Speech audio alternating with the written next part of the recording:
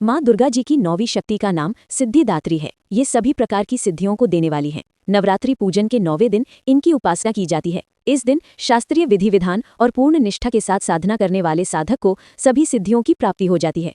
सृष्टि में कुछ भी उसके लिए अगम्य नहीं रह जाता है। ब्रह्मांड पर पूर्ण विजय प्राप्त करने की सामर्थ्य उसमें आ जाती है।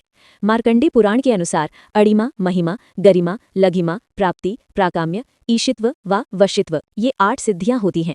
ब्रह्मवैवर्त पुराण के श्री कृष्ण जन्म खंड में ये संख्या 18 बताई गई है। इनके नाम इस प्रकार हैं: 1 अणिमा, 2 लघिमा, 3 प्राप्ति, 4 प्राकाम्य, 5 महिमा, 6 ईशित्व व वाशित्व, 7 सर्वकामावसायिता, 8 सर्वज्ञत्व, 9 दूरश्रवण, 10 परकाय प्रवेशन, 11 वाक्सिद्धि, 12 कल्पवृक्षत्व, 13 सृष्टि, 14 संहारकरण सामर्थ्य, 15 अमरत्व, 16 सर्वन्यायकत्व, 17 भावना, 18 सिद्धि। माँ सिद्धिदात्री भक्तों और साधकों को ये सभी सिद्धियां प्रदान करने में समर्थ है। देवी पुराण के अनुसार भगवान शिव ने इनकी कृपा से ही इन सिद्धियों को प्राप्त किया था। इनकी अनुकंपा से ही भगवान शिव का आधा शरीर देवी का हुआ था। इसी कारण वे लोक में अर्धनारीश्वर नाम से प्रसिद्ध हुए। माँ सिद्धिदात्री 4 भुजाओं वाली हैं। इनका वाहन सिंह है। ये कमल पुष्प पर भी आसीन होती हैं। इनकी दाहिनी तरफ के नीचे वाले हाथ में कमल पुष्प है। प्रत्येक मनुष्य का ये कर्तव्य है कि वो माँ सिद्धिदात्री की कृपा प्राप्त करने का निरंतर प्रयत्न करे, उनकी आराधना की ओर अग्रसर हो।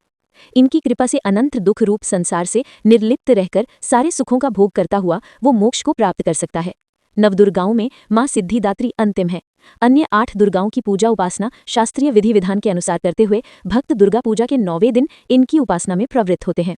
इन सिद्धिदात्री माँ की उपासना पूर्ण कर लेने के बाद भक्तों और साधकों की लौकिक पारलौकिक सभी प्रकार की कामनाओं की पूर्ति हो जाती है। सिद्धिदात्री माँ के कृपापात्र भक्त के भीतर कोई ऐसी कामना शेष बचती ही नहीं है जिसे वो पूर्ण करना चाहे। वो सभी सांसारिक इच्छाओं, आवश्यकताओं और स्पृहाओं से ऊपर उठकर मानसिक रूप से माँ भगवती के दिव्य लोकों में विचरण करता हुआ, उनके कृपा रस पीयूष का निरंतर पान करता हुआ विषय भोग शून्य हो जाता है। माँ भगवती का परम सानिध्य ही उसका सर्वस्व हो जाता है। इस परम पद को पाने के बाद उसे अन्य किसी भी वस्तु की आवश्यकता नहीं रह जाती। माँ के चरणों का ये सानिध्य प्राप्त करने के लिए हमें निरंतर नियमनिष्ठ रहकर उनकी उपासना करनी चाहिए।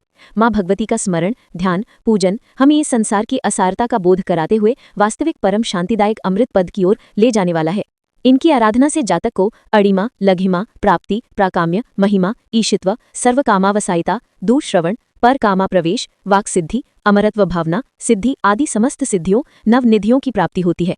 आज के युग में इतना कठिन तप तो कोई नहीं कर सकता, लेकिन अपनी शक्ति अनुसार जप तप पूजा अर्चना कर कुछ तो माँ की कृपा का पात्र बनता ही है। प्रत्येक सर्वसाधारण के लिए आराधना सरल है। माँ जगदम्बे की भक्ति पाने के लिए नवरात्रि में 9वीं के दिन माता का पूजन करना चाहिए।